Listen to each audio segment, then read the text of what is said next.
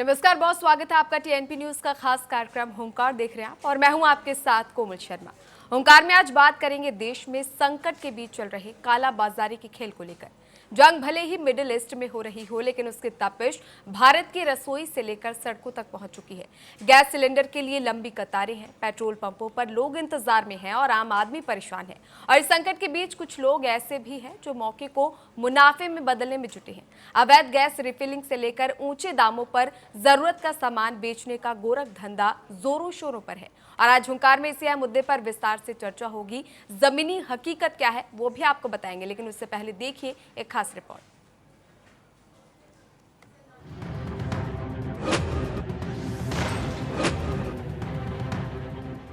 Middle east में जारी जंग का असर आम लोगों की रसोई से लेकर सड़कों तक पहुंच चुका है।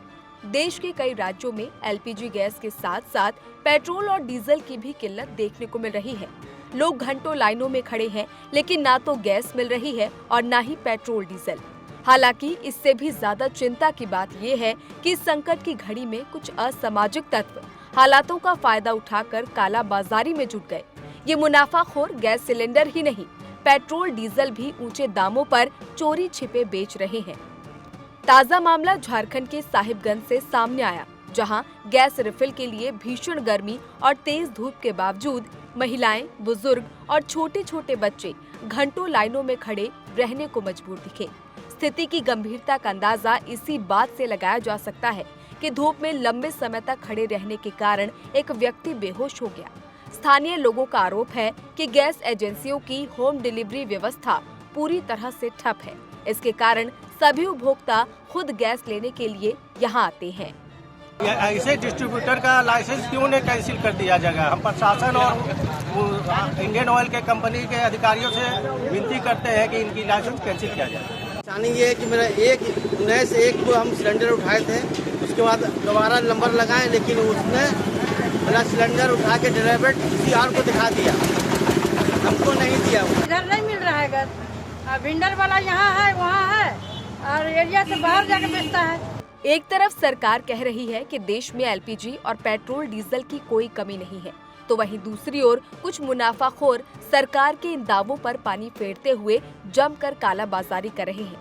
हैरानी की बात तो ये है कि गैस एजेंसियों के गोदामों से निकलने वाले सिलेंडर सीधे उपभोक्ताओं की रसोई तक पहुंचने के बजाय बीच रास्ते में ही डाइवर्ट कर दिए जाते हैं।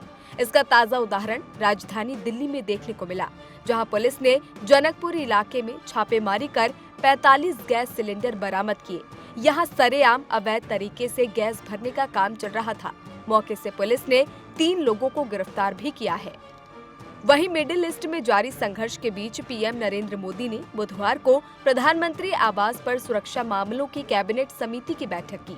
इस बैठक में देश में पेट्रोलियम उत्पादों, खासकर एलपीजी और एलएनजी की आपूर्ति सुनिश्चित करने के साथ कालाबाजारी और जमाखोरी रोकने के निर्देश दिए गए।